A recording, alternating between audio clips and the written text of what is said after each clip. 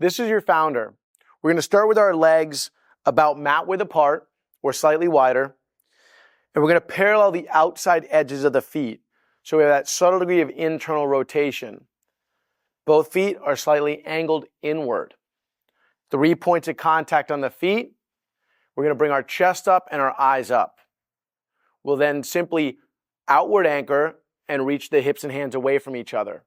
I have an option in position now as my hips have hinged back. I have my hands in my sphere to inward anchor with the legs, tension in the feet towards center, or outward anchoring with my legs in position.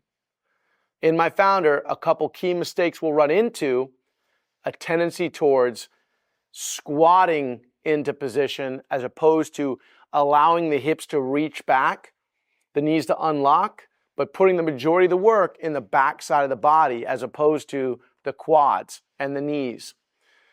Another common mistake we'll see in a founder: the tendency towards bowing out and over the crease of the hip as opposed to hinging the hips back.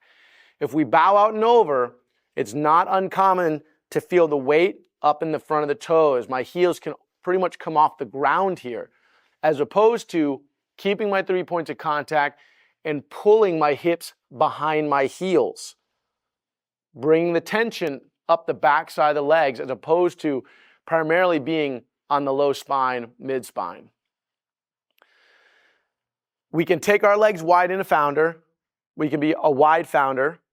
We can focus on an internally rotated founder. We can be shoulder width, and we can be narrow.